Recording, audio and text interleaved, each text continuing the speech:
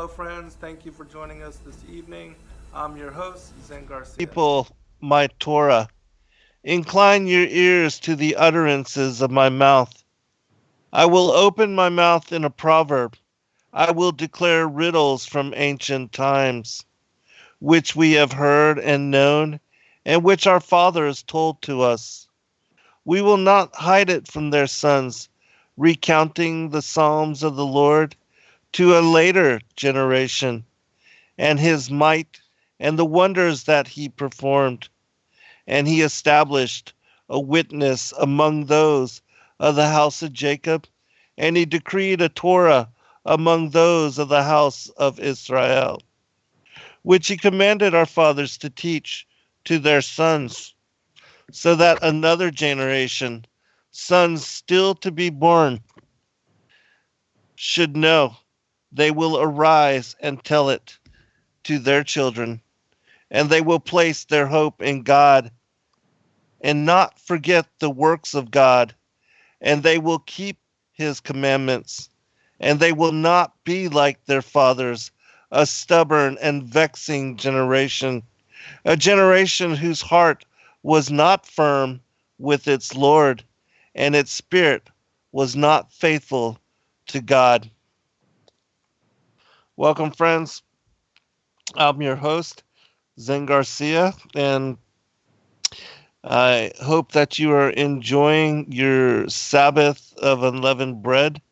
Tonight is the full moon Sabbath, and last night was the Passover, the eve of the full moon, which we covered in last week's show. On the Passover, I shared a passage with you from the book of Ezekiel, the tragedian, and it has a connection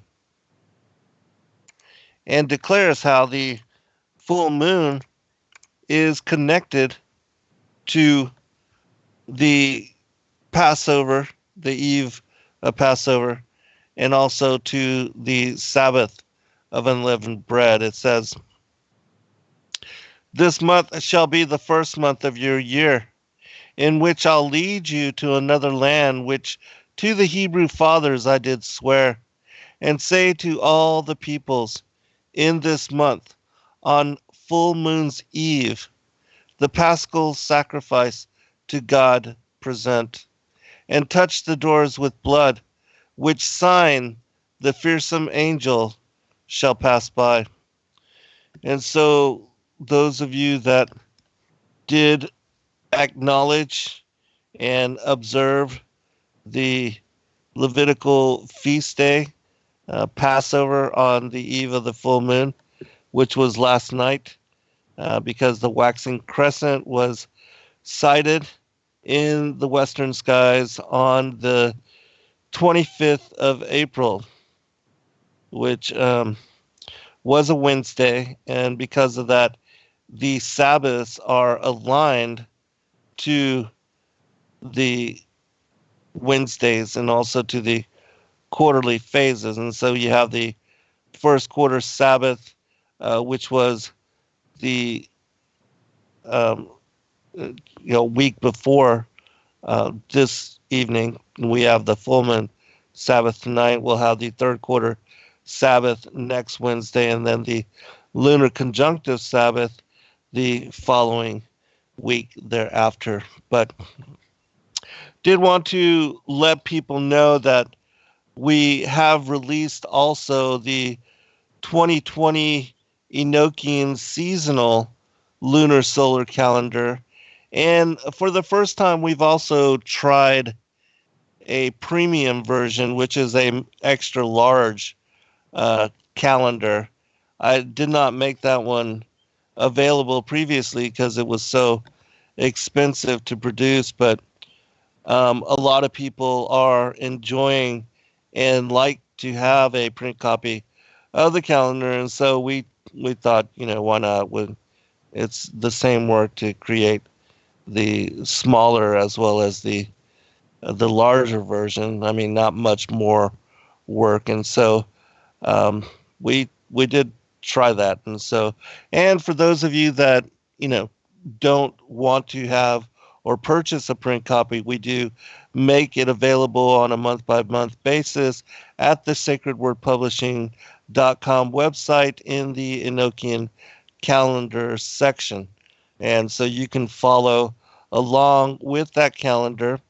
I personally do recommend that people try to look at it every day, because in doing so, you will become familiar with the way that God has established his calendar setup according to and beginning with spring, the month of Abib, which Abib means green ears, or also known as the month of Nisan, which is the word for miracle, and also of blooming. And so those calendars, when you look at them like you would any other calendar, like the regular Gregorian pagan calendar, and just observing the day as it changes, you'll get to learn the Hebrew months, and how, uh, and then again, beginning with this calendar, the seasonal, it begins with spring, the month of Nisan, which is the first month of the Hebrew year. Um, then you have Ayar and Sivan and Av, and Tammuz, and I may get this wrong, Elui, and then Tishri, and so on and so forth. But um, just so again, so you can become familiar, and then watching and looking at the calendar, you'll see how the phases of the moon are also what determines the Rosh Chodesh. The appearance of the waxing crescent is what determines the Sabbath. And then you have, accordingly, with each Rosh Chodesh, which is the first day of the lunar month, then you have the following 4 sabbatical weeks aligned with the septennial uh, phases of the moon, which is every 7 days. And so, and I know for a lot of people, they say, "Oh, this is so difficult. Why would God make it so difficult or confusing?" When in actuality, it's not at all. And in fact, it is the most simplistic and um, easy calendar to follow, because all you're doing, and this is, again, before there was an actual written down or print calendar, and everybody that was alive, they looked to the heavens for the determination of what day, you know, they in what month and what season. It was all determined by the cycles of the luminaries as they moved, um, in circularity around Polaris, the one fixed star of the celestial night. And so, becoming used to and being a witness to the moon every night, you can see how its appearance again starts the lunar month, and then also the year, because God has amazingly established that the moon tilts over the course of the year, so that when the month of Nisan is occurring, you see the first appearance of the waxing crescent as a smiley face, and then it begins to tilt, uh, until it um, is like um, a sliver, a sideways sliver, like we see the crescent moon, and then it will come back down in the opposite way. And so, very interesting the way that God has established it to be a witness in the heavens, and that one can look to it every night of the year for determination as to where we are in not only the days, but also the weeks, and then also the months. And so fantastic, and really, again, easy once you become familiar with the way that it is visible all throughout the year in the skies. And so this evening, I wanted to recount a little bit of the story of Passover, but from a different source, and one that would give you a little bit more insight. And I'm also going to tie it to the book that I just released, the Light Vestures and the Rod of Wonder, um, and it's to to bring forth in more elaboration the story of Passover, and the the more unfamiliar portions and aspects of it. And then tomorrow night on Secrets Revealed, I'm going to share with you the Colburn Bible story of Passover, and how it is from the perspective of the Egyptians and what they went through.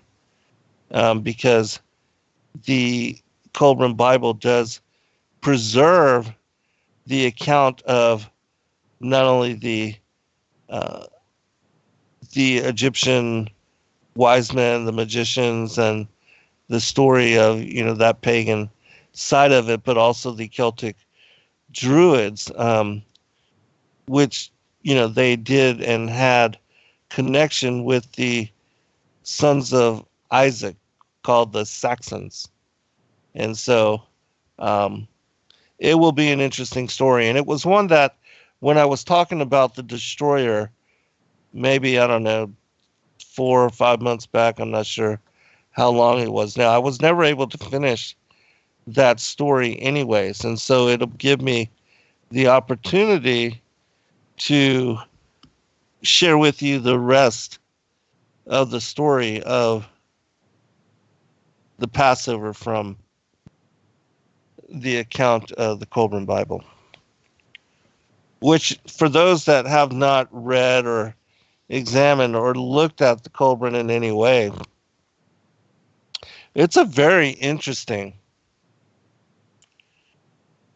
um, source, ancient account, and ancient source, and goes into a lot with regard to ancient accounts, ancient stories, which we are not familiar with, and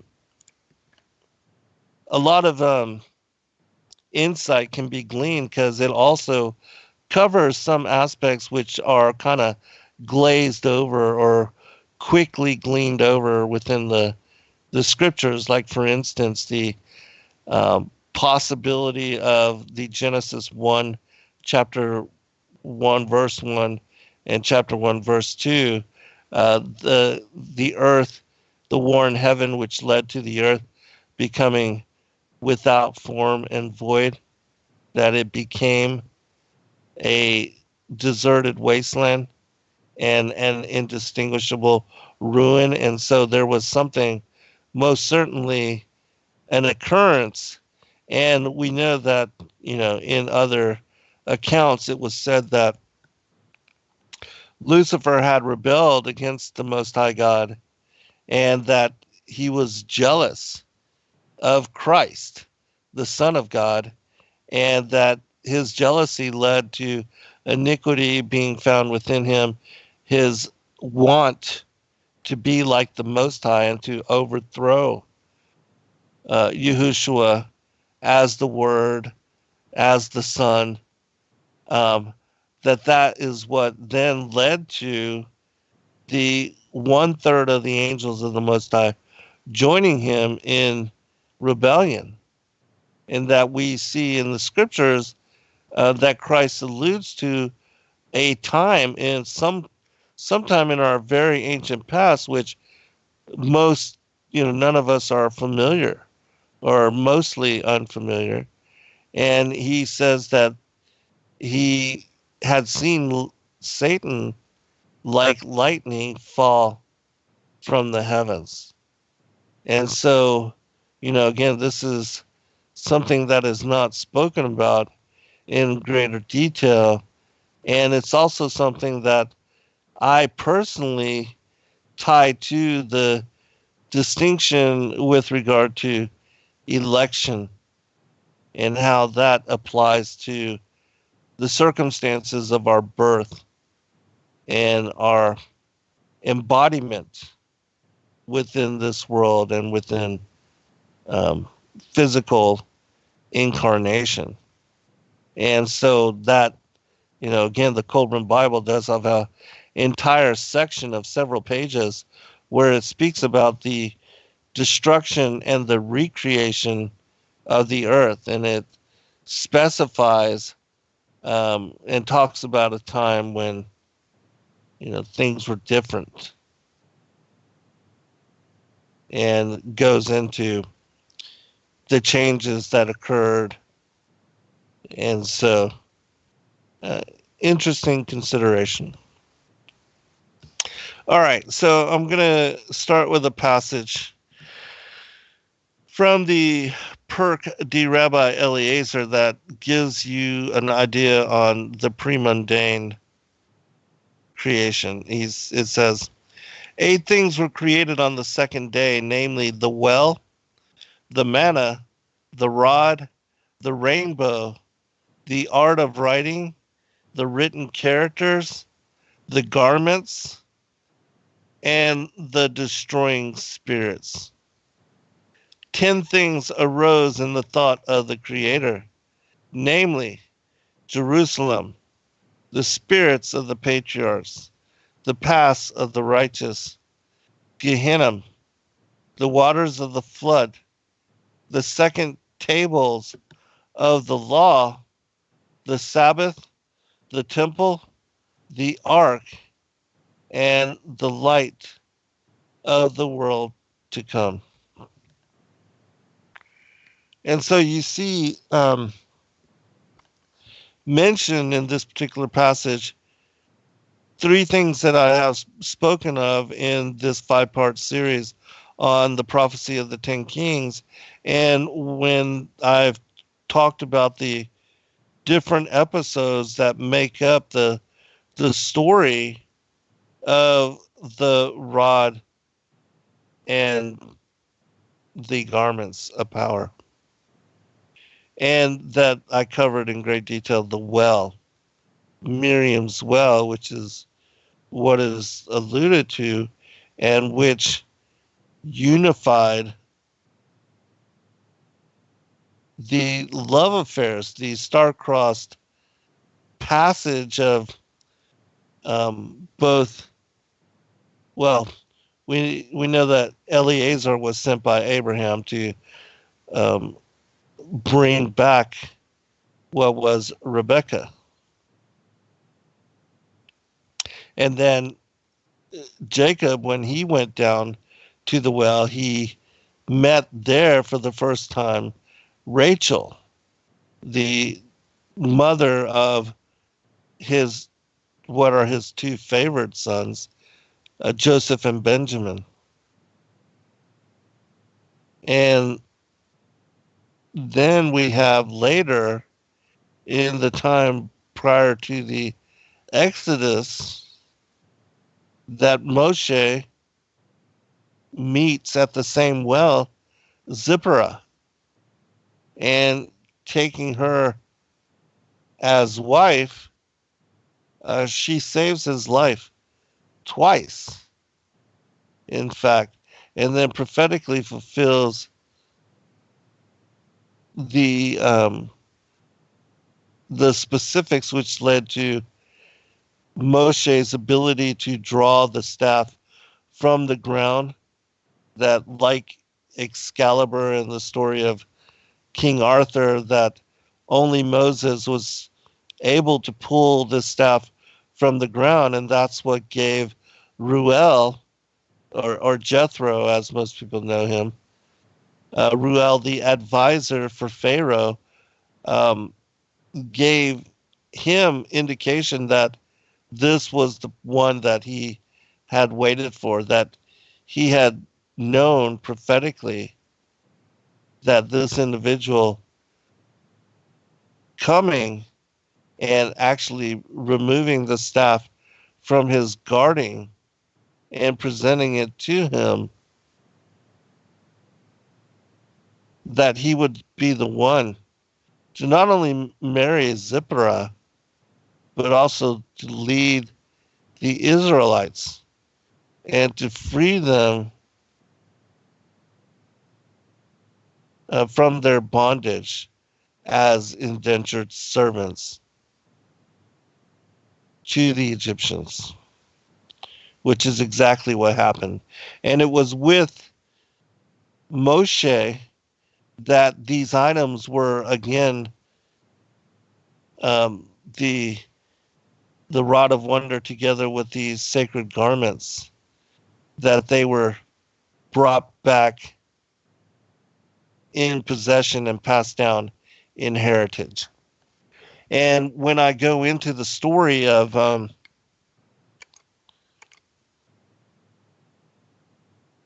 some of the details surrounding the Exodus and the Passover, that you'll see, in my opinion, or at least I'll present some evidence for your consideration as to which brings forth the possibility that Moshe was in possession of the garments of power because of the way that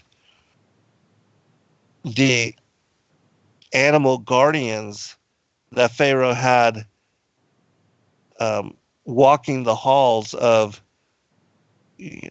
his court, the way that they acted in response to Moses seems to indicate that he did have such power over them. All right, and so let me find. We'll start with where and how Moshe met Yahweh, or Yod-Heh, Vah-Heh, Yahuwah, Jehovah, Yahweh, God. It says this. The fifth descent was when he came down to the thorn bush, as it is said, and I am come down to deliver them out of the hand of the Egyptians. He abandoned the entire mountain and descended into the thorn bush, and he abode therein. And the thorn bush was an emblem of grief and distress, and it was full of thorns and thistles. Why did he abide in the midst of the thorn bush, which was an emblem of grief and distress? Because he saw Israel in great grief, and he also dwelt with them, thus fulfilling that which is said. In all affliction he was afflicted. Rabbi Levi said, that rod which was created in the twilight was delivered to the first man out of the Garden of Eden. Adam delivered it to Enoch, and Enoch delivered it to Noah, and Noah handed it on to Shem. Shem passed it on to Abraham. Abraham transmitted it to Isaac, and Isaac gave it over to Jacob. And Jacob brought it down into Egypt and passed it on to his son Joseph. And when Joseph died, and they pillaged his household goods, it was placed in the palace of Pharaoh. And Jethro was one of the magicians of Egypt, and he saw the rod and the letters which were upon it, and he desired in his heart to have it. And he took it and brought it and planted it in the midst of the garden of his house. No one was able to approach it any more.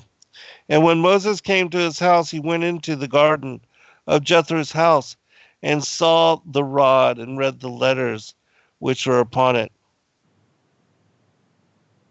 And he put forth his hand and took it. Jethro watched Moses and said, this one in the future will redeem Israel from Egypt. Therefore, he gave him Zipporah, his daughter, to wife, and it is said, and Moses was content to dwell with the man, and he gave Moses Zipporah, his daughter. That's Exodus chapter 2, verse 21. Moses was keeping the sheep of Jethro for 40 years, and the beasts of the field did not consume them, but they increased and multiplied exceedingly. And concerning them, the scripture saith, as the flock of holy things. And he led the flock until he came to Horeb. As it is said, and he led the flock to the back of the wilderness, and came to the mountain of God unto Horeb. Exodus 3, verse 1. There the Holy One, blessed be he, was revealed unto him from the midst of the thorn bush.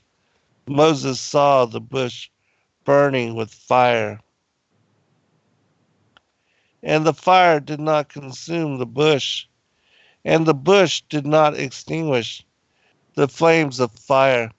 And now the bush does not grow in the earth unless it has water beneath it. Moses saw and was wondering very much in his heart, and he said, what kind of glory is there in this midst? He said, I will now turn aside and see this great sight, why the thorn bush is not burnt. The Holy One, blessed be he, said to him, Moses, stand where thou art standing, for there in the future will I give the Torah to Israel, as it is said. And he said, draw not nigh hither. Put off thy shoes from off thy feet, for the place whereon thou standest is holy ground. The Holy One, blessed be he, said to him, go. Hence the sages said, anyone who enters the temple must remove his shoe. For thus spake the Holy One, blessed be he, to Moses, put off thy shoes from off thy feet. The Holy One, blessed be he, said to him, come, and I will send thee unto Pharaoh. He answered before him, sovereign of all worlds, have I not spoken thus to thee 3 or 4 times that I have no power, for I have a defective tongue? As it is said, and Moses said unto the Lord, O Lord, I am not eloquent. Not only this, but moreover, thou dost send me into the power of my enemy who seeks my hurt. For this reason I fled from him. As it is said, but Moses fled from the face of Pharaoh. He answered him, do not fear him, for all the men who sought thy life are already dead. Were they dead? Were they not alive? Only they had diminished their wealth. Hence thou mayest learn that all who lose their wealth are as though they were dead.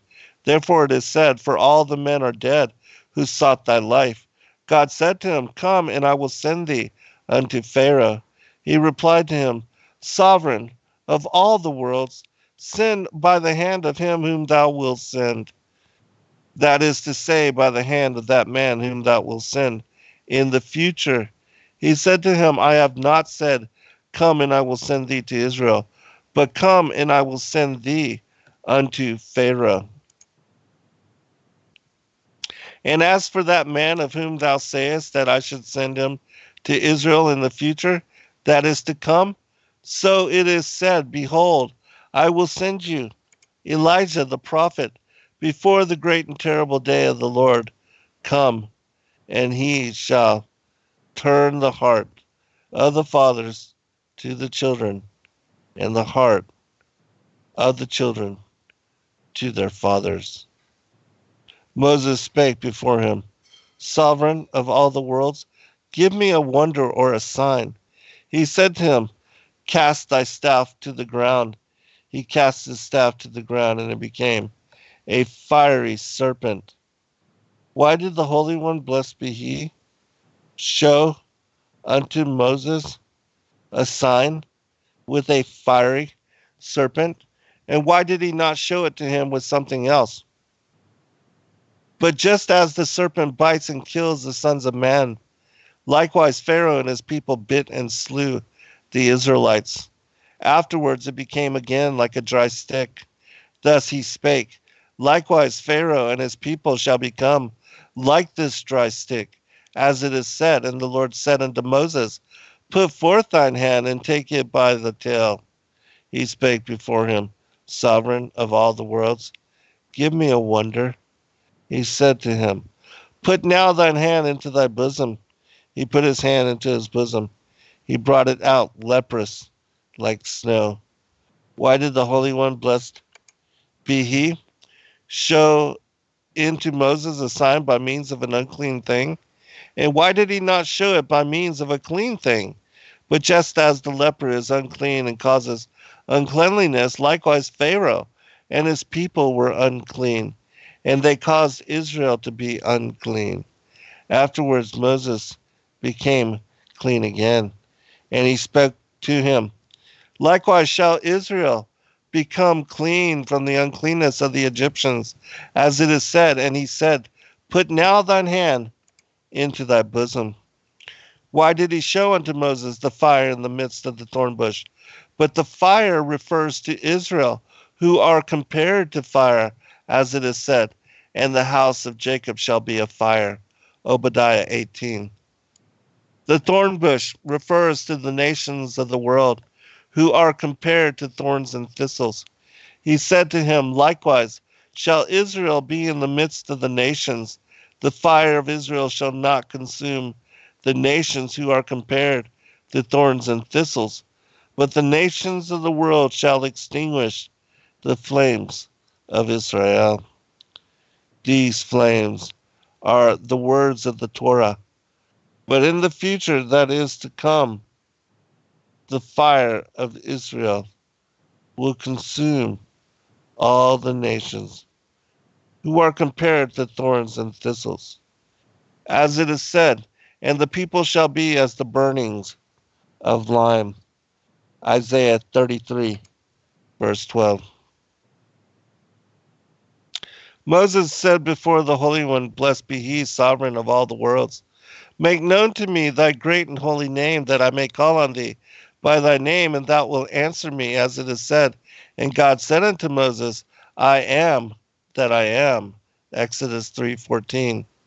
And God further said to Moses, the angel saw that the Holy One, blessed be he, had transmitted the secret of the ineffable name to Moses, and they rejoined, blessed art thou, O Lord, who graciously bestoweth knowledge.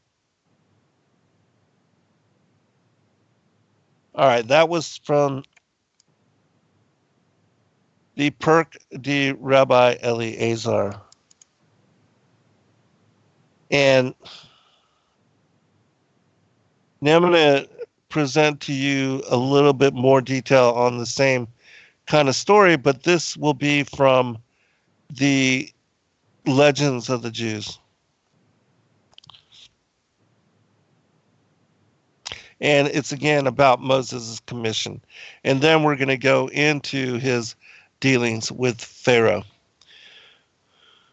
One day that Moses was keeping sheep, his father-in-law Jethro came to him and demanded back the staff that he had given him.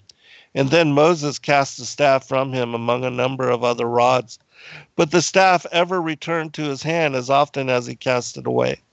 And then Jethro laid hold of the rod, but he could not move it. Therefore he was obliged to let Moses retain it. But he was estranged from him. Now Pharaoh was dead, and when the news reached Moses in Midian, he gat him up and set his wife Zipporah and his sons Gershom on an ass and took the way of Egypt. And as they were in the way, they halted at a certain place, and it was cloudy and cold and rainy. And then they encamped, and Zipporah tried to make a fire, but could not, for the wood was damp. Moses said, I see a fire burning at the foot of the mountain. I will go to it, for there must be travelers there, and I will fetch a brand away, and will kindle a fire, and be warm. Then he took his rod in his hand, and went. But when he came near the spot, he saw that the fire was not on the ground, but at the summit of a tree. And the tree was a thorn. A thorn tree was the first tree that grew when God created the herb of the field and the trees of the forest. Moses was filled with fear, and he would have turned and fled, but a voice called to him out of the fire, Moses, Moses. And he said, Here am I. And the voice said again, Put off thy shoes from off thy feet, for the place whereon thou standest is holy ground. This was the reason why he was bidden put off his shoes. They were made of ass's hide, and Moses had trodden on the dung of his ass as he followed Zipporah and Gershom. And then God gave Moses his commission to go into Egypt and release his captive people. But Moses feared and said, I am of slow lips and tongue, for he had burnt them with his finger when he took the live coal before Pharaoh, as already related. But God said to him, I have given thee Aaron thy brother to speak for thee. And now, what is this that thou hast in thy hand? Moses answered, This is my rod. And to what purpose dost thou turn it? I lean on it when I am walking, and when I come where there is no grass, I strike the trees therewith and bring down the leaves to feed my sheep withal. And when he had narrated all the uses to which he put the staff, God said to him, With this staff shalt thou prevail against Pharaoh. Cast it upon the ground. And when he cast it down, it was transformed into a serpent or a dragon. And Moses turned his back to run from it. But God said, Fear not, take it up by the neck. And he caught it, and it became a rod in his hands. Then said the Most Holy, Put thy hand into thy bosom. And he did so, and drew it forth, and it was white and shining like the moon in the dark of night. Then Moses desired to go back to Zipporah his wife. But the angel Gabriel retained him, saying, Thou hast higher duties to perform than to attend to thy wife. Lo, I have already recommended her to her father's house. Go on upon thy way to Pharaoh, as the Lord hath commanded thee. The night on which Moses entered Egyptian territory, an angel appeared to Aaron in a dream with a crystal glass full of good wine in his hand, and said as he extended it to him, Aaron, drink of this wine which the Lord sends thee, as a pledge of good news. Thy brother Moses has returned to Egypt, and God has chosen him to be his prophet, and thee to be his spokesman. Arise and go forth to meet him. Aaron therefore arose from his bed and went out of the city to the banks of the Nile, but there was no boat there by which he could cross. Suddenly he perceived in the distance a light which approached, and as it drew near, he saw it was a horseman. It was Gabriel, mounted on a steed of fire which shone like the brightest diamond, and whose neighing was hymns of praise, for the steed was one of the cherubim. Aaron at first supposed that he was pursued by one of Pharaoh's horsemen, and he would have cast himself into the Nile. But Gabriel stayed him, declared who he was, mounted him on the fiery cherub, and they crossed the Nile on his back.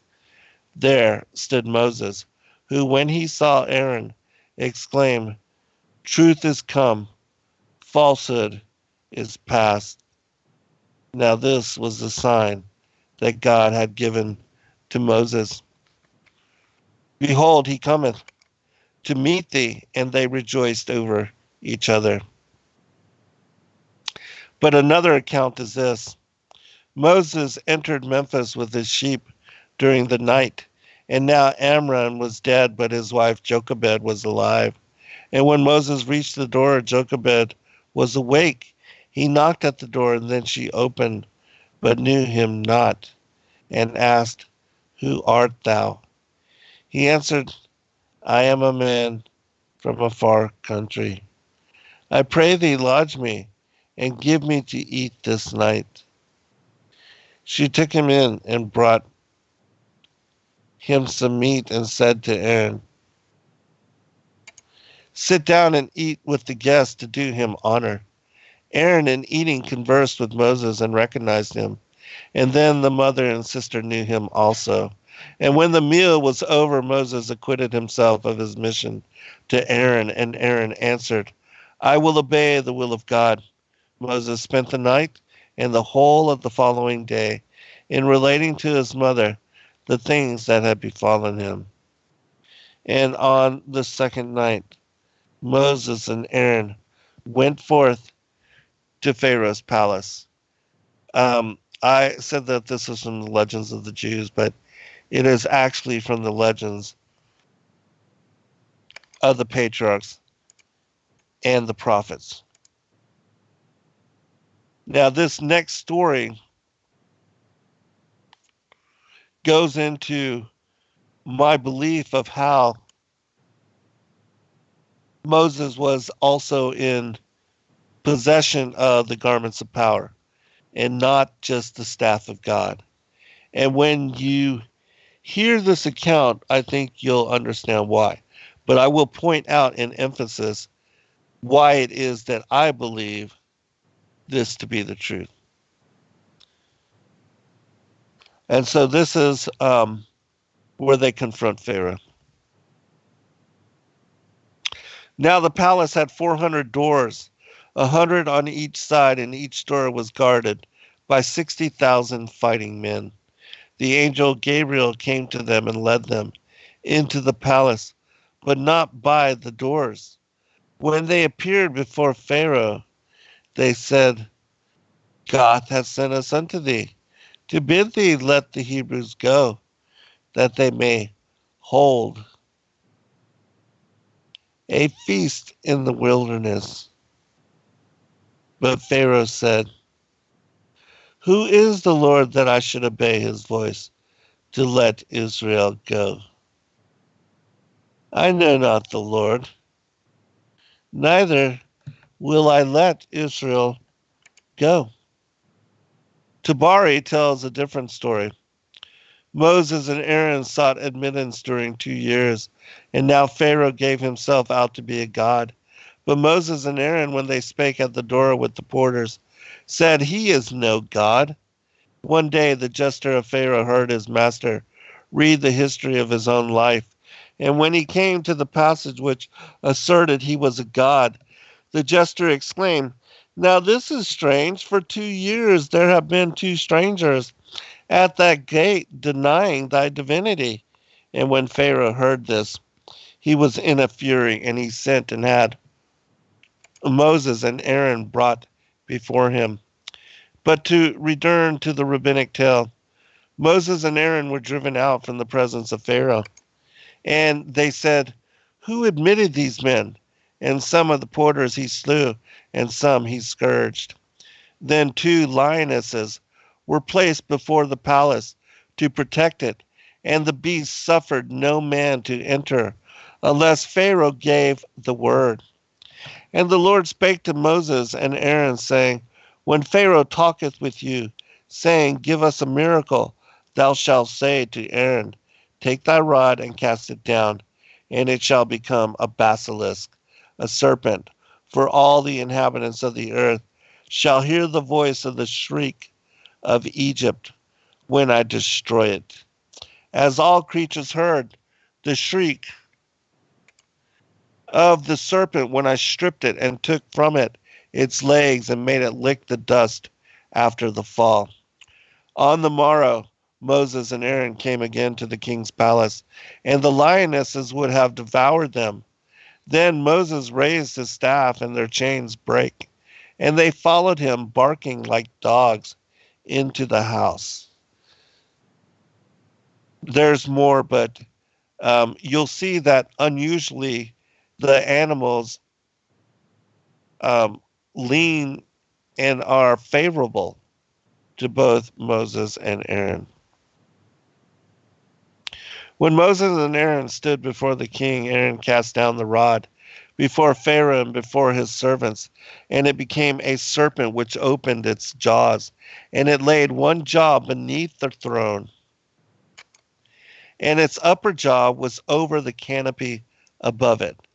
Now, imagine how big this basilisk, this dragon was, that when it opened its jaws, it fully could consume the throne of Pharaoh easily. And so, not a simple snake. And this is something that we don't get in a lot of the other stories, but you'll see that the size of the dragon that is called forth, it's a monster. It really is a monster. And that's why, Moses ran from it when he first and initially saw it. Then the servants fled from before it, and Pharaoh hid himself beneath his throne. And the fear it caused him gave him, this is kind of funny. And the fear it caused him gave him bowel complaint for a week.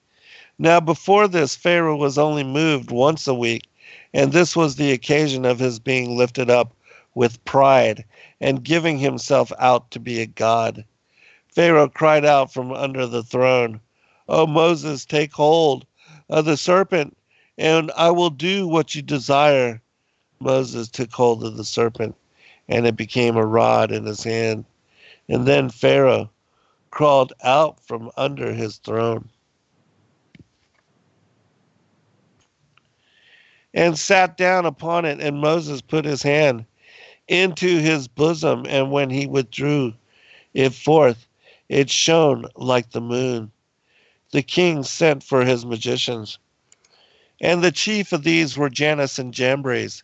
He told them what Moses had done, and they said, "We can turn 1,000 rods into serpents." And then the king named a day when Moses and Aaron on one side should strive with Jannes and Jambres, and all the magicians on the other. And he gave them a mouth to prepare for the contest on the day appointed. It was Pharaoh's birthday.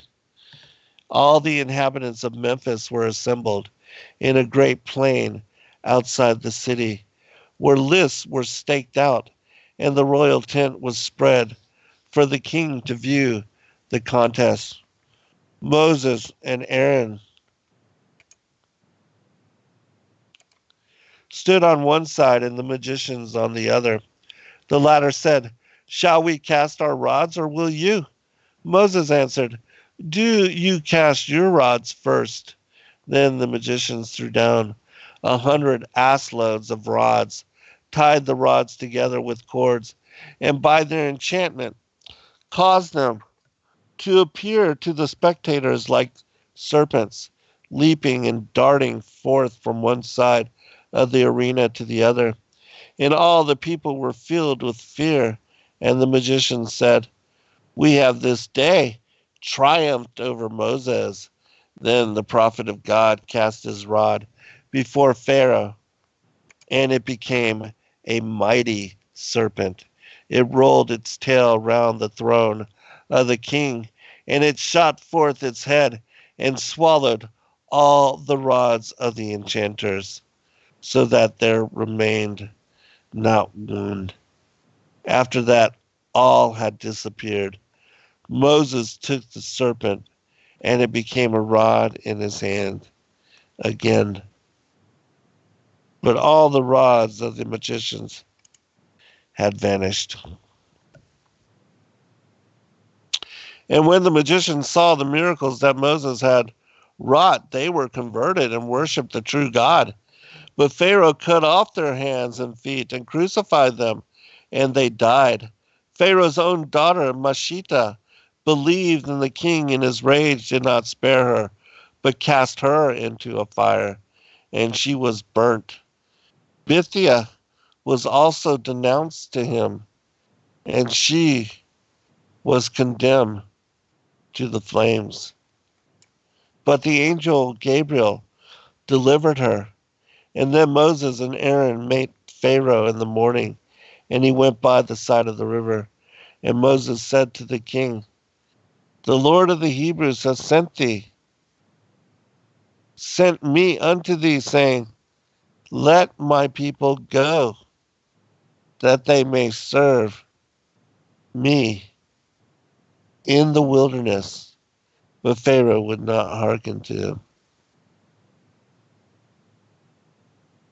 And then Aaron stretched out his rod over the river, and it became blood. All the water that was in the vessels also became blood. Even the spittle that was in the mouth of the Egyptians. Rabbi Levi said that by this means the Israelites realized large fortunes. For if an Israelite and an Egyptian went together to the Nile to fetch water, the vessel of the Egyptian was found to contain blood, but that of the Israelite was pure water. But if an Israelite brought water to the house of an Egyptian and sold it, it remained water. But Pharaoh's heart was hard, and 7 days passed after that the Lord had smitten the river. And then went Moses and Aaron to him. But the 400 doors of the palace were guarded by bears, lions,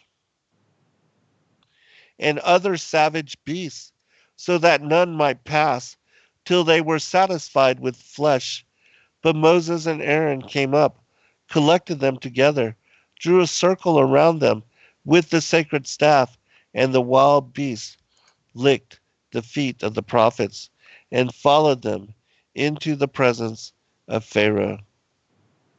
Now, remember, I had read earlier, and not in this show, but previously, about how the angels in the Targum is said that the angels had led the clean and unclean animals to Noah for him to collect them and to house them on the ark. But Noah, wearing the garments of power, he was able to keep them docile and to keep them maintained over the course of a year where they would not eat each other, chase each other, or try to kill one another, but being docile, they would eat the same food. And they would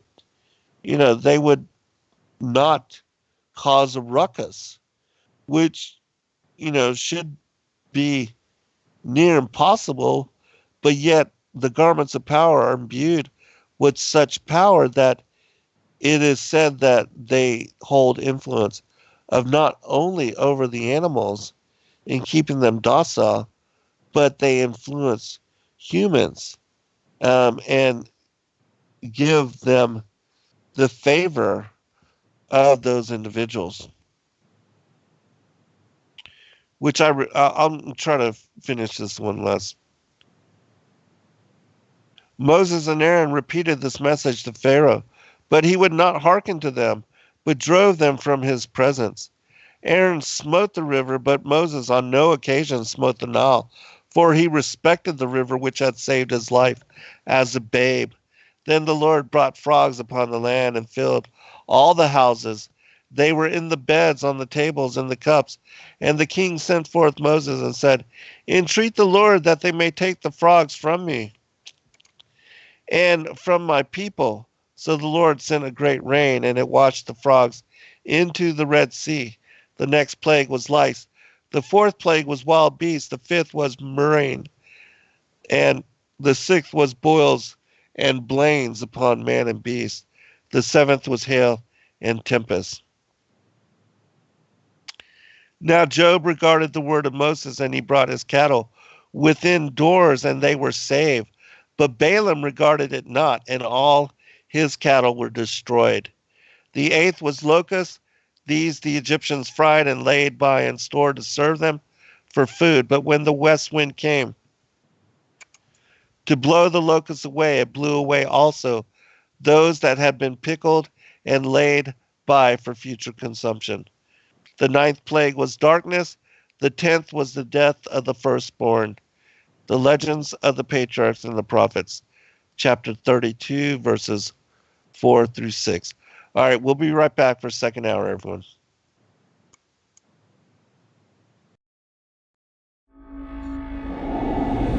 Many truth seekers are constantly studying alone. But there is a place where we can come together. The Digital Readers Club is our online ecclesia meant for those who've forsaken churchianity but still want the closeness of a family to study with. Join us every Saturday at 7 p.m. Eastern Time to put together the puzzle pieces of truth scattered throughout the ancient scriptures.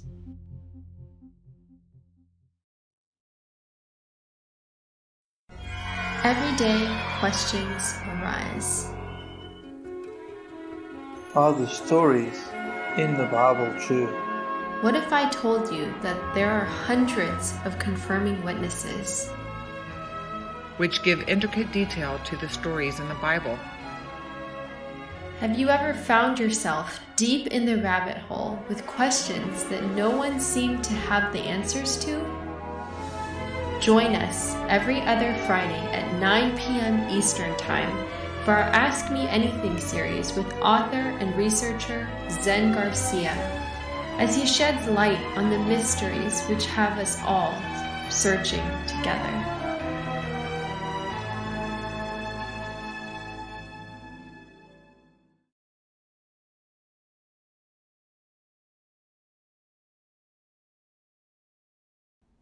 Your partnership with Sacred Word Publishing goes further than the publishing of ancient manuscripts and weekly video content. You also make a huge impact across the earth in orphanages in Myanmar, India, Uganda, and Kenya. Your support is crucial for the development of the ecclesia of real truth seekers.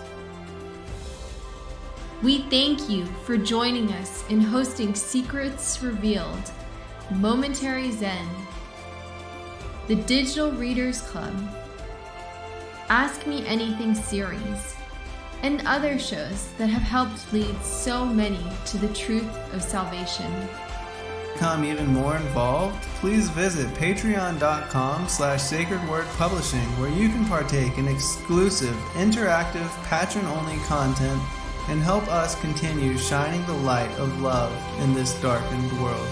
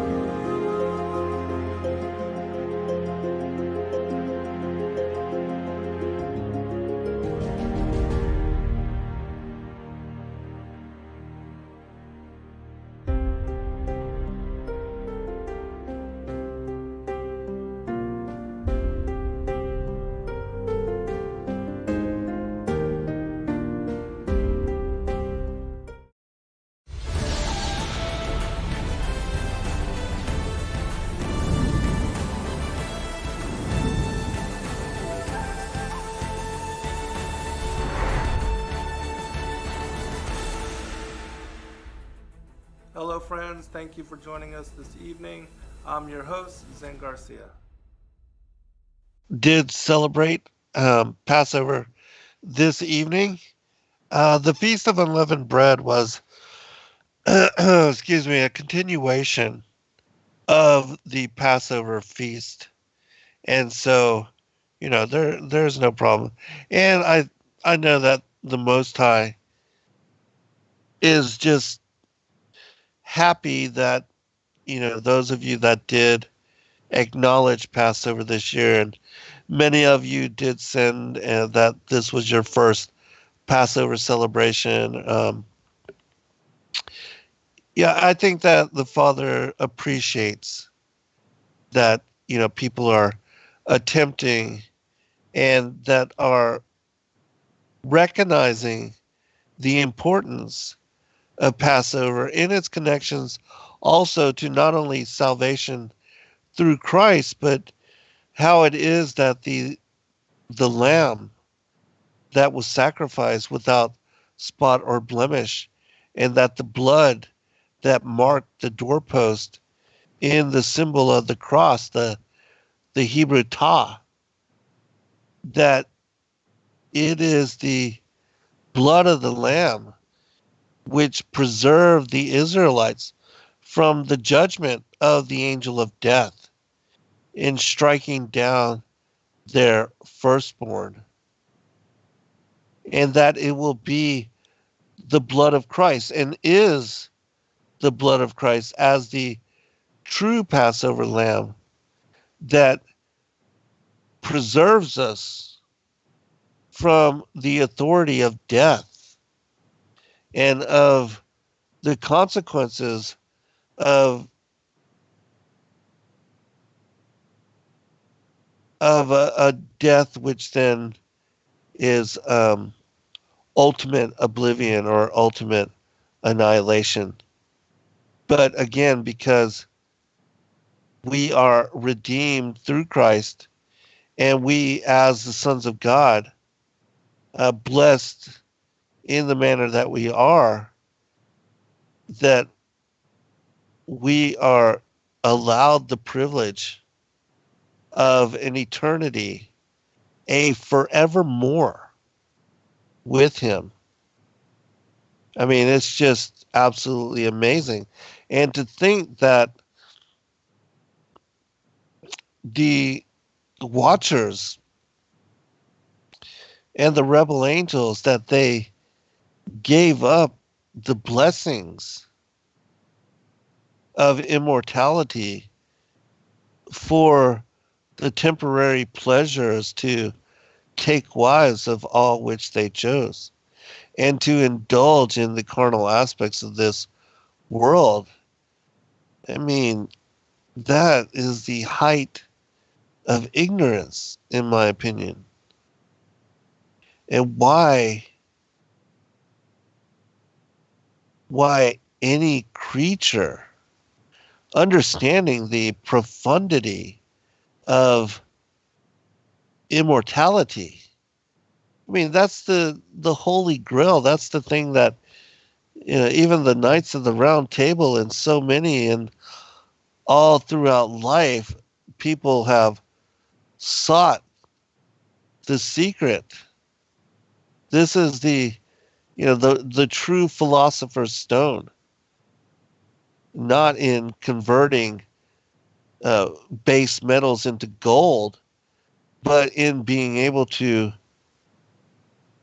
live forever. And we are given that gift through the Most High God just by believing on and understanding what He did, and that He redeemed us in such manner that, taking on flesh Himself, He entered into this fallen world and in a fallen state of being, and subjected Himself to the perils and to the punishment and the anger and the ridicule, the condemnation of the powers and the principalities, the authorities over this world that given temporary reign, they are trying to influence and to lead us astray in such way that we join them in the judgment that reserved for them. They have awaiting them what is the consequences of their actions and the second death. That how sobering a thought that the fallen angels, the fallen ones, know that annihilation awaits them for their rebellion, for their allegiance to evil, and for their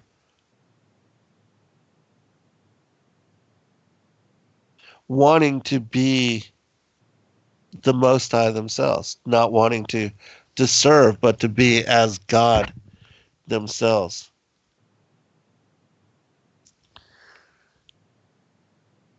How unfortunate for them. But, that is the choice that they made. They had free will in the same manner that we had. And their choice was to attempt to overthrow the sun and to take his position, to divert worship to themselves.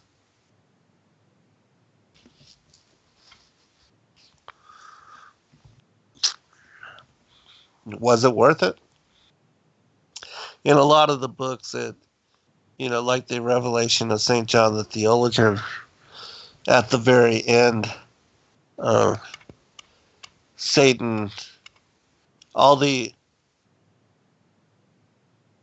principalities, the powers, they accuse him, and they are lamenting at having lost their station with the Most High God, of having lost their favor, and knowing that their time is almost up.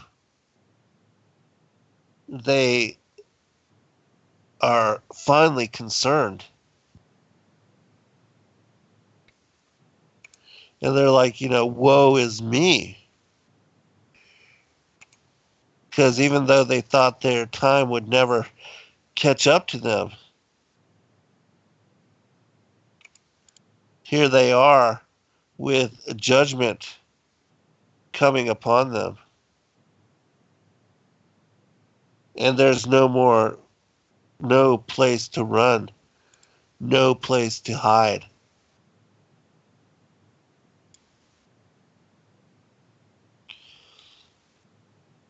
And they are afraid.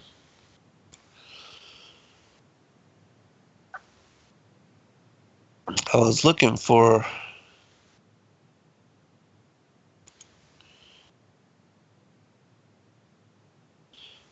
that one passage.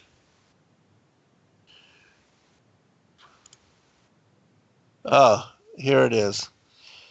And this is, again, the Revelation of St. John the Theologian. Then we'll continue with the story. And then the worker of iniquity with his servants shall behold it. Well, let me go back one passage so you can see the context. And again I said, Lord, and after that, what wilt thou do? And I heard a voice saying to me, Hear, righteous John, then shall the earth be cleansed from sin, and all the earth shall be filled with a sweet smell, because I am about to come down upon the earth, and then shall come forth the great and venerable scepter with thousands of angels worshipping it. And as I said before, and then shall appear the sign of the Son of Man from the heaven with power and great glory.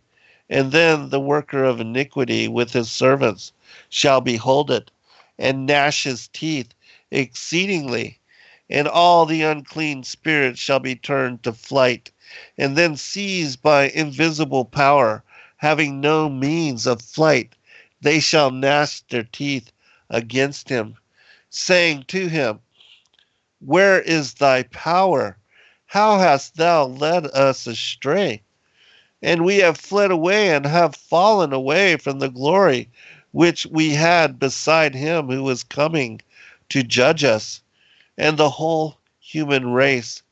Woe to us because he banishes us into outer darkness. So, very powerful stuff. All right, let's get back to the story of Exodus and the Passover. And if you don't know what I'm talking about with regard to the revelation of St. John the Theologian, it's one of my most favorite texts. Because you don't have to try to interpret or decipher anything. It lays out the end of days and the timeline for the narrative of how it all unfolds in simplicity, and it's a text that you can read quickly in one afternoon. And it's very sobering in that it presents an understandable view and what seems to be a very inspired opinion on how the end of days will unfold, how the resurrection, the judgment, every knee shall bow, every tongue confess, even what leads to the destruction of the earth and the heavens, the new heaven, the new Jerusalem descending from the skies. Very powerful book, so check it out. The Revelation of St. John the Theologian, you can find it easily in Google search. One of my most favorite texts. All right, continuing. God spake to Moshe, saying, Why dost thou stand here praying? Oh, this is the story of the, dividing the waters. God spake to Moses, saying, Why dost thou stand here praying? My children's prayer has anticipated thine. For thee there is naught to do but lift up thy rod, and stretch it out thine hand over the sea, and divide it. Moses replied, Thou commandest me to divide the sea, and lay bare the dry ground in the midst of it, and yet thou didst thyself make it a perpetual decree that the sand shall be placed for the bound of the sea? And again God spake to Moses, Thou hast not read the beginning of the Torah? Aye, yea, gather together unto one place, and let the dry land appear. And at that time I made the condition that the waters shall divide before Israel. Take the rod that I gave unto thee, and go to the sea upon mine errand, and speak thus, I am the messenger sent by the Creator of the world.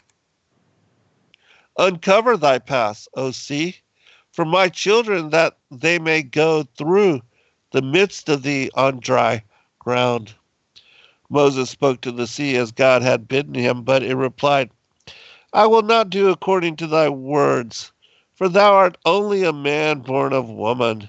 And besides, I am 3 days older than thou, O man, for I was brought forth on the 3rd day of creation, and thou on the 6th.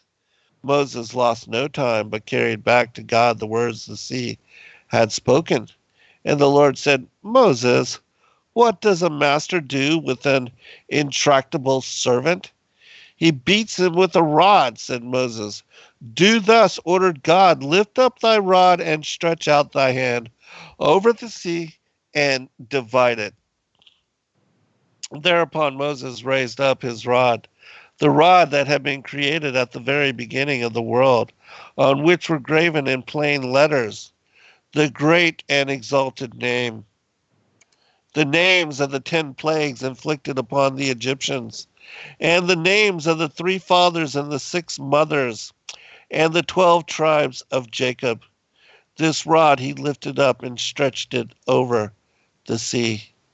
The sea, however, continued in its perseverance, and Moses entreated God to give his command direct to it. But God refused, saying, "Were I to command the sea to divide, it would never again return to its former estate. Therefore do thou convey my order to it, that it be not drained dry forever. But I will let a semblance of my strength accompany thee, and that will compel its obedience." When the sea saw the strength of God at the right hand of Moses, it spake to the earth, saying, "Make hollow places for me, that I may hide myself therein before the Lord of all created things. Blessed be he." Noticing the terror of the sea, Moses said to it, "For a whole day I spoke to thee at the bidding of the Holy One, who desired thee to divide, but thou didst refuse to pay heed to my words. Even when I showed thee my rod, thou didst remain obdurate. What hath happened now that thou skippest hence?"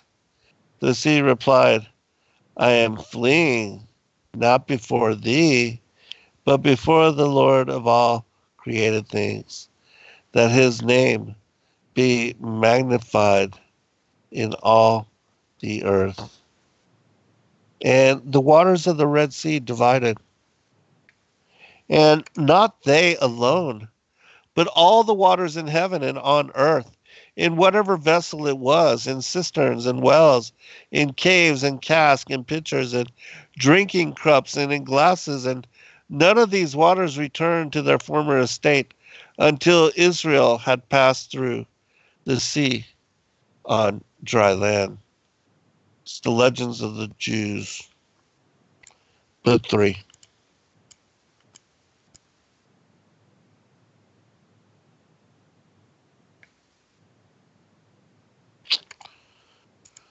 Okay.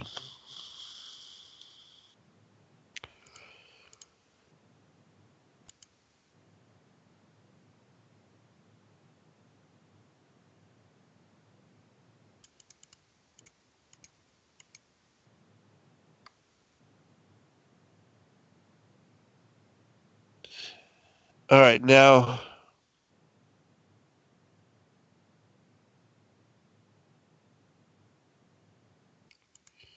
we'll move on into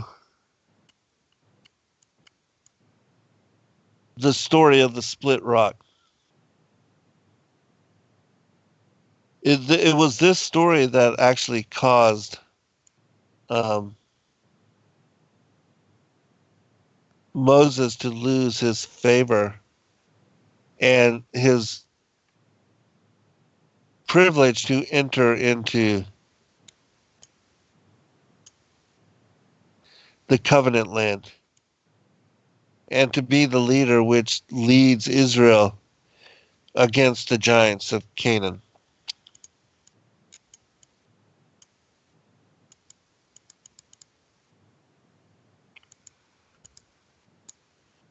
And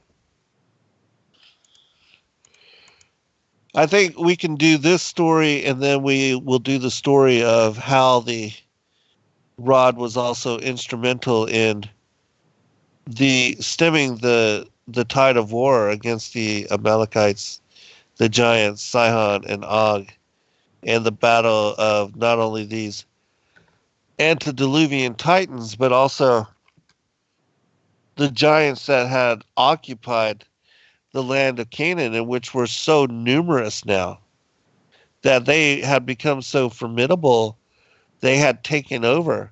Even Og was said to be king over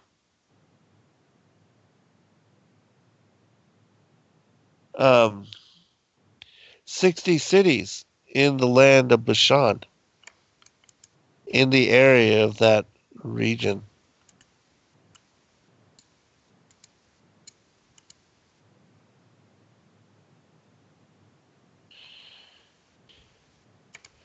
Okay.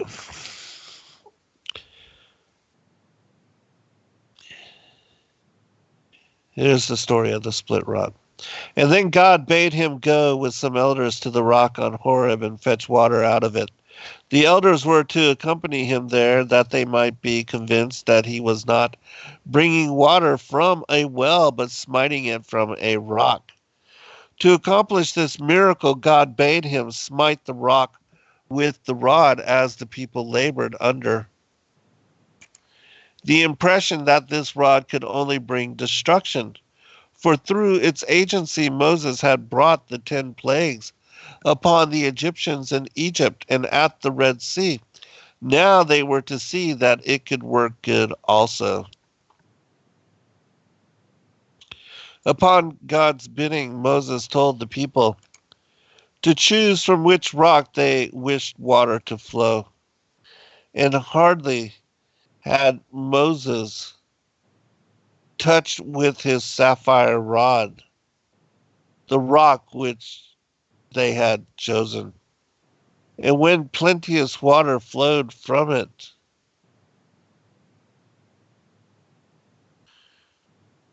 the spot where this occurred, God called Massah and Meribah, because Israel had there tried their God, saying, if God is Lord over all, as over us, if he satisfies our needs and will further show us that he knows our thoughts, then we will serve him, but not otherwise. The water that flowed for them on this spot served not only as a relief for their present need, but on this occasion there was revealed to them a well of water which did not abandon them in all their 40 years of wandering, but accompanied them on all their marches.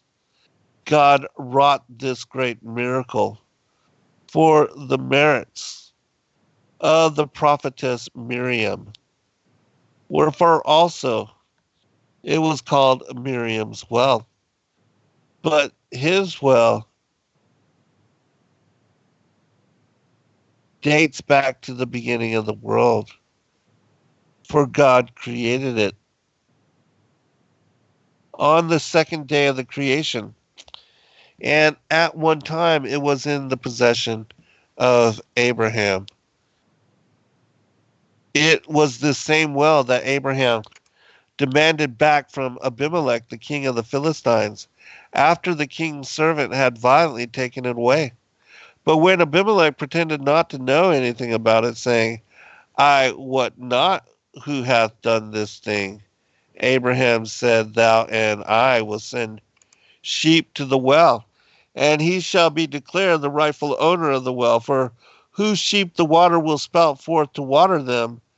And continued Abraham, from that same well shall the 7th generation after me, the wanderers in the desert, draw their supply. And so this well and this water that came forth from the split rock is the very same well that Eleazar was sent to bring forth Rebekah as a bride for Isaac, and of which Jacob met Rachel, and of which Moshe would later meet Zipporah, his wife. And so it's fascinating. The account of even this well is interesting incorporation to the story of the staff and the garments. And I think it's cool that the Most High speaks about their, prophetically being important in the life of the patriarchs and the matriarchs, and also to what is the prophetic establishment of the Israelites as a people chosen unto God. Definitely not just, well, something supernaturally appointed, divine providence, was established, even behind the story of this well. So continue. This well was in the shape of a sieve-like rock, out of which water gushes forth as from a spout. It followed them on all their wanderings uphill and down dale, and wherever they halted, it halted too. And it settled opposite the tabernacle. Thereupon the leaders of the 12 tribes would appear, each with his staff, and chant these words to the well. Spring up, O well, sing ye unto it, nobles of the people. Digged it by the direction of the lawgiver with their staves. Then the water would gush forth from the depth of the well and shoot up high as pillars. And then discharge itself into great streams that were navigable. And on these rivers the Jews sailed to the ocean and hauled all the treasures of the world therefrom. Legends of the Jews, Book 4.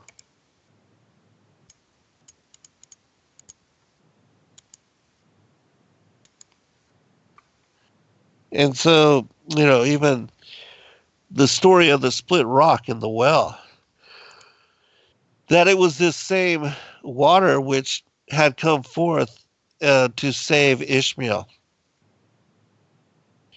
And that served as a boundary between Lot and Abraham, and also Laban and Jacob.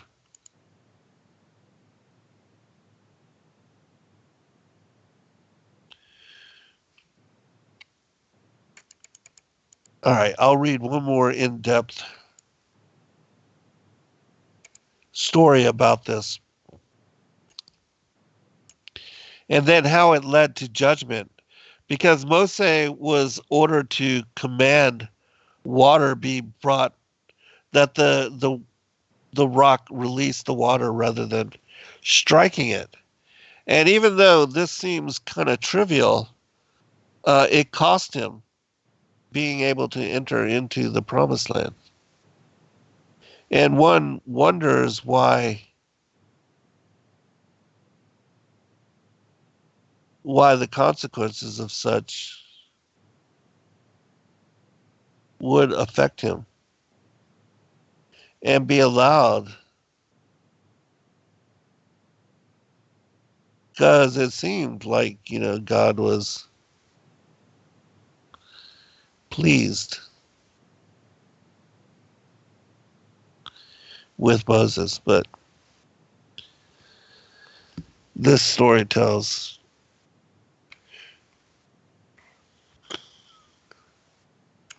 a different perspective. Throughout 40 years, Moses had striven to refrain from harshly addressing the people, knowing that if but a single time he lost patience, God would cause him to die in the desert.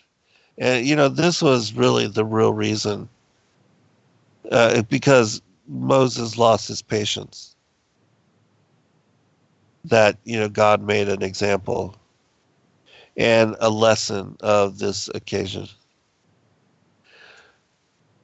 On this occasion, however, he was mastered by his rage and shouted at Israel the words, O ye madmen, ye stiff-necked ones, that desire to teach their teacher,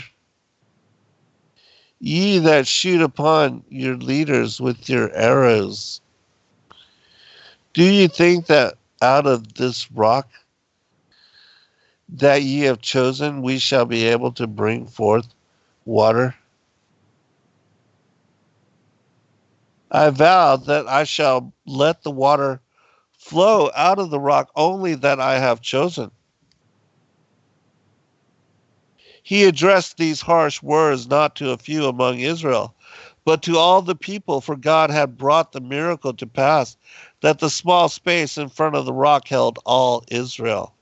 Carried away by anger, Moses still further forgot himself, and instead of speaking to the rock as God had commanded him, he struck a rock chosen by himself. As Moses had not acted according to God's command, the rock did not at once obey, and sent forth only a few drops of water, so that the mockers cried, Son of Amram, is this for the sucklings and for them that are weaned from the milk? Moses now waxed angrier still, and for a second time smote the rock, from which gushed streams so mighty that many of his enemies met their death in the currents. And at the same time water poured out of all the stones in the rocks of the desert. God hereupon said to Moses, Thou and Aaron believed me not. I forbade you to smite the rock, but thou didst smite it. Ye sanctified me not in the eyes of the children of Israel, because ye did not fetch water out of any one of the rocks, as the people wished. Ye trespassed against me when ye said, Shall we bring forth water out of this rock? And ye acted contrary to my command, because ye did not speak to the rock as I had bidden ye. I vow, therefore, that ye shall not bring this assembly into the land which I have given them. And not until the Messianic time shall ye two lead Israel to the Holy Land. Interesting, huh? That here the Most High is speaking about the return of the Messiah.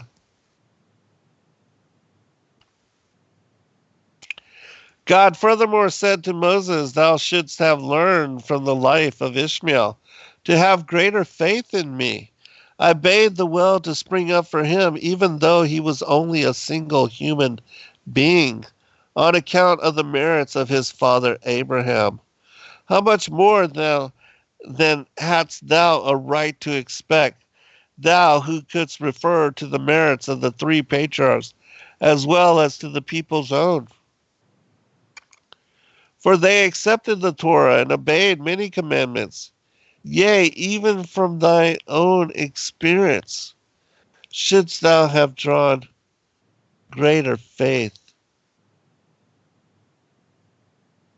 in my will to aid Israel. When in Rephidim thou didst say to me, They be almost ready to stone me, did not I reply to thee, Why dost thou accuse my children? God, with thy rod before the people, and thou shalt smite the rock, and there shall come water out of it. If I wrought for them miracles such as these when they had not yet accepted the Torah, and did not yet have faith in me, shouldst thou not have known how much I would do for them now? God taketh the wise in their own craftiness. He has long before this decreed that Moses die in the desert, and Moses' offense in Kadesh was only a pretext God employed that he might not seem to be unjust. But he gave to Moses himself the true reason why he did not permit him to enter the promised land, saying, Would it perchance redound to thy glory if thou wert to lead into the land a new generation? After thou hadst led out of Egypt the 60 in myriads and buried them in the desert. People would declare that the generation of the desert has no share in future world. Therefore, Stay with them, that at their head thou mayest, after the resurrection, enter the promised land. Moses now said to God, Thou hast decreed that I die in the desert like the generation of the desert that angered thee. I implore thee, write in thy Torah wherefore I have been thus punished, that future generations may not say I had been like the generations of the desert. God granted this wish, and in several passages of the scriptures set forth what had really been the offense on account of which Moses had been prohibited from entering the promised land. It was due only to the transgression at the rock in Kadesh where Moses failed to sanctify God in the eyes of the children of Israel, and God was sanctified by allowing justice to take its course without respect to persons, and punishing Moses. Hence, this place was called Kadesh, sanctity, and En Misfat, the fountain of justice. Because on this spot judgment was passed upon Moses, and by this sentence God's name was sanctified. As water had been the occasion for the punishment of Moses, God did not say that that which he had created on the second day of the creation was good. For on that day he had created water, and that which brought about Moses' death was not good. If the death doomed for Moses upon this occasion was a very severe punishment, entirely out of proportion to his offense, then still more so was the death destined for Aaron at the same time, for he had been guilty of no other offense than that of joining Moses at his transgression. And who so joins a transgressor is as bad as the transgressor himself.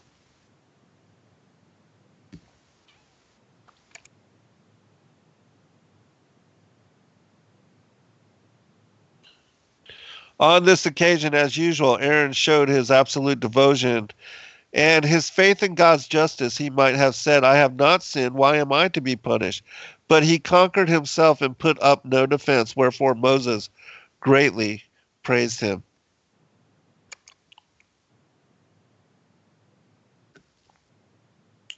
Aaron died 4 months after the death of his sister Miriam, whereas Moses died nearly a year after his sister. Her death took place on the first day of Nisan, and that of Moses on the 7th day of Adar, in the same year. Although the death of these three did not take place in the same month, God spoke of them, saying, And I cut off the 3 shepherds in 1 month. For he had determined upon their death in 1 month. It is God's way to classify people into related groups. And the death of these 3 people, these 3 pious ones, was not determined upon together with that of the sinful generation of wanderers in the desert, but only after this generation had died was sealed the doom of the 3. Miriam died first, and the same fate was decreed for her brothers as a consequence of her death. Miriam's death plunged all into deep mourning. Moses and Aaron wept in their apartments, and the people wept in the streets. For 6 hours Moses was ignorant of the disappearance of Miriam's well. With Miriam's death, until the Israelites went to him, saying, How long wilt thou sit here and weep? He answered, Shall I not weep for my sister who had died? They replied, While thou art weeping for one soul, weep at the same time for us as well. Why? Asked he. They said, we have no water to drink. And then he rose up from the ground, went out and saw the well without a drop of water. He now began to quarrel with them, saying, have I not told ye?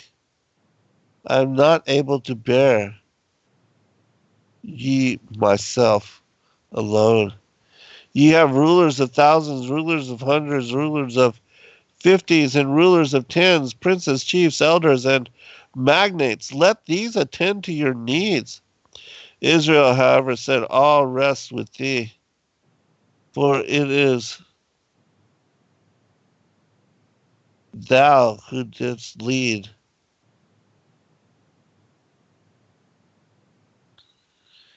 out of Egypt and brought us in unto this evil place. It is no place of seed or of figs or of vines or of pomegranates. Neither is there any water to drink. If thou wilt give us water, it is well. If not, we shall stone thee. And when Moses heard this, he fled from them and betook himself to the tabernacle. There God said to him, what ails thee? And Moses replied, O Lord of the world, thy children want to stone me. And had I not escaped, they would have stoned me by now. God said, Moses, how much longer wilt thou continue to calumniate my children? Is it not enough that at Horeb thou didst say, they be ready to stone me? Whereupon I answered thee, go up before them, and I will see whether they stone thee or not.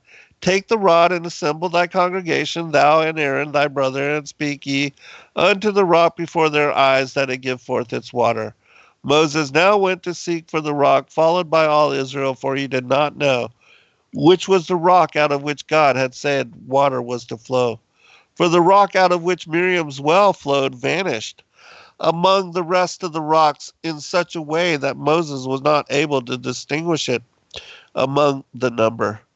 On the way they saw a rock that dripped, and they took up their places in front of it. When Moses saw that the people stood still, he turned around, and they said to him, how long wilt thou lead us on, Moses, until I fetch ye forth water out of the rock? The people, give us water at once, that we may drink. Moses, how long do ye quarrel? Is there a creature in all the world that so rebels against its maker as ye do?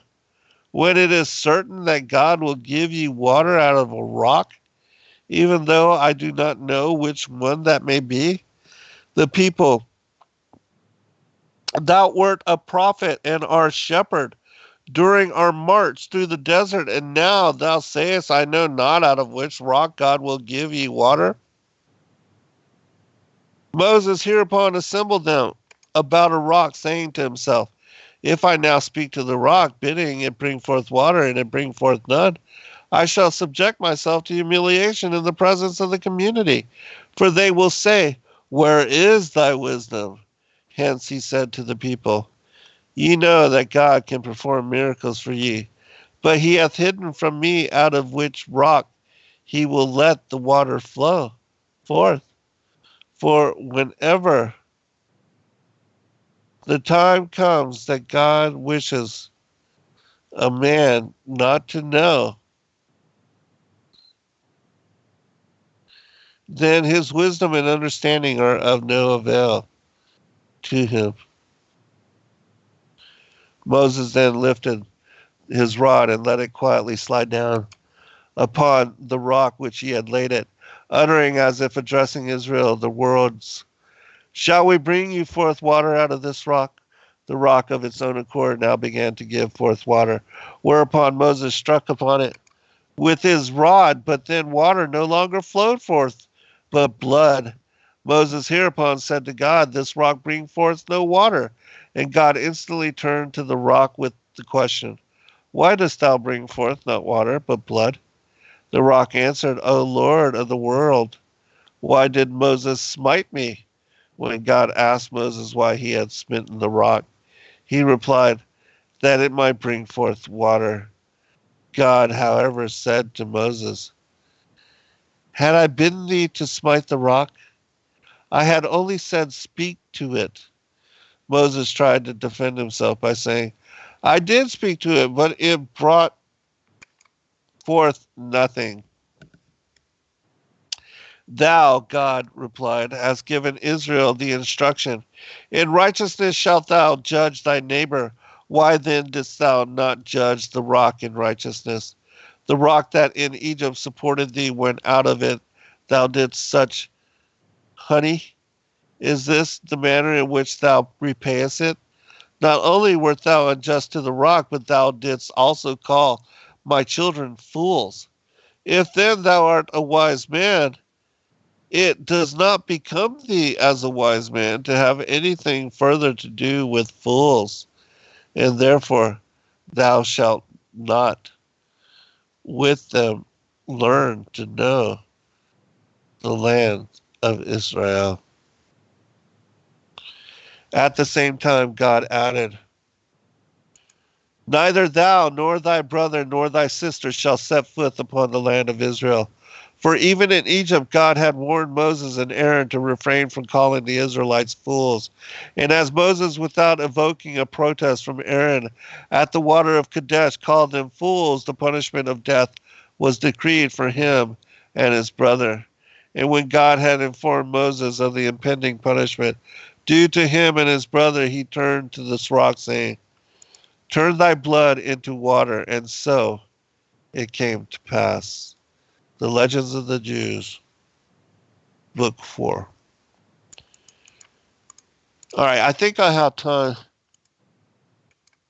to cover the story of the Israelites' battle with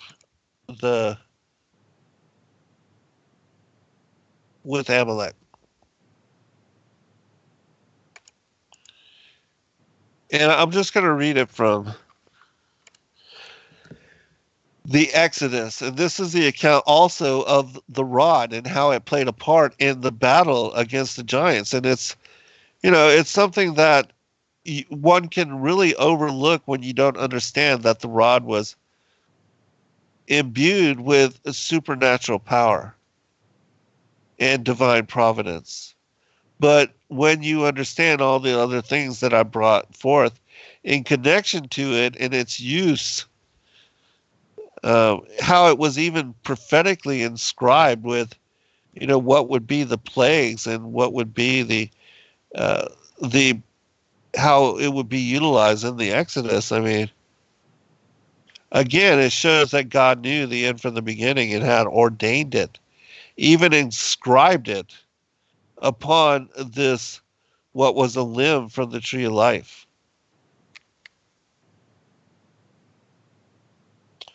Which again, the story of the legend of these sacred relics is amazing when you see the fullness and the extent of how it played such an important role in so many episodes.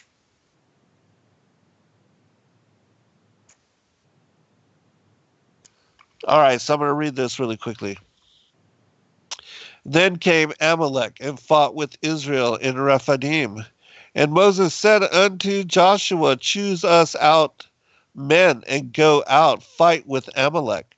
Tomorrow I will stand on the top of the hill with the rod of God in my hand. So Joshua did as Moses had said to him, and fought with Amalek. And Moses, Aaron, and Hur went up to the top of the hill. And it came to pass when Moses held up his hand that Israel prevailed, and when he let down his hand, Amalek prevailed. But Moses' hands were heavy, and they took a stone and put it under.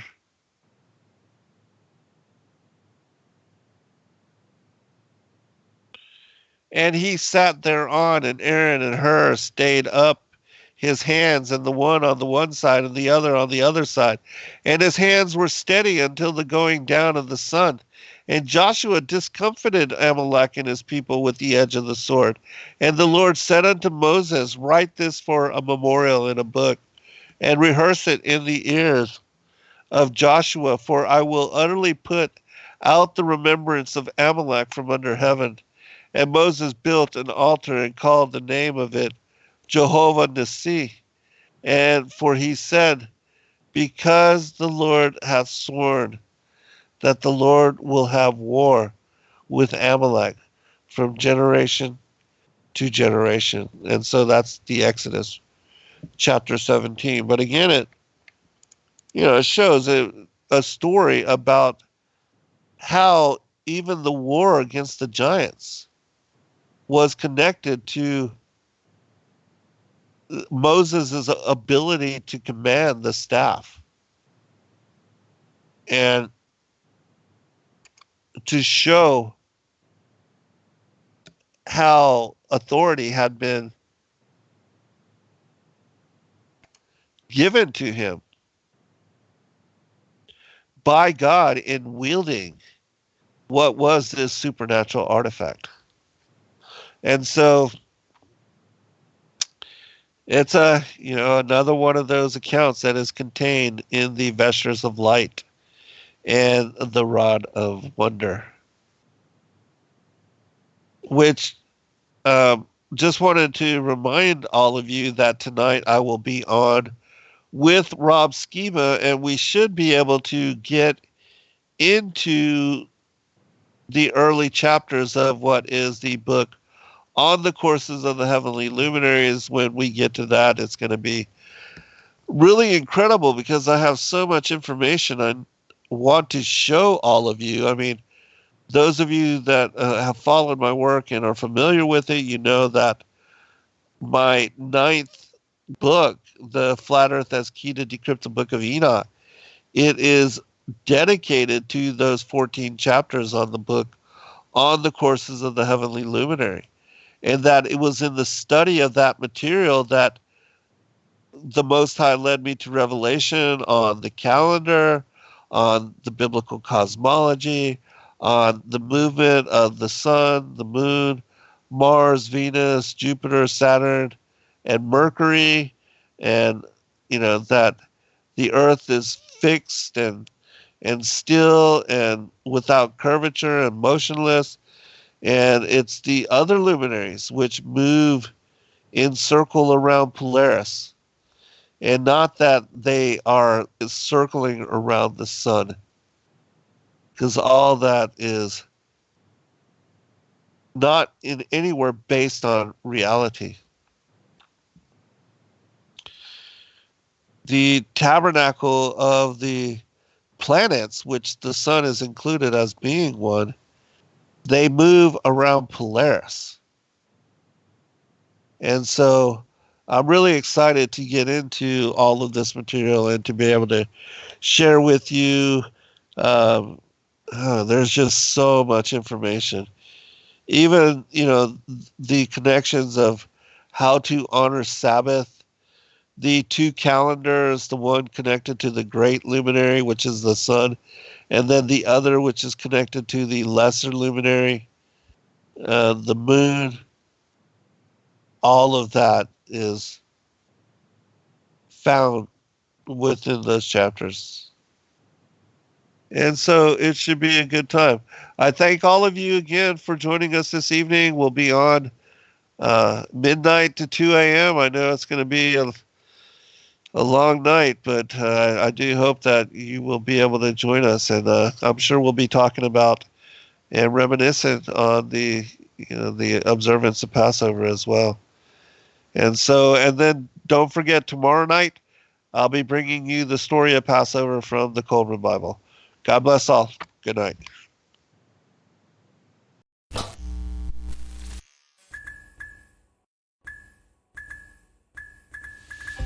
Thank you, everybody, for joining us for this video and this broadcast. We appreciate all of you and thank you for your patronage. Please do like and subscribe and share with your friends. God bless all of you in your seeking.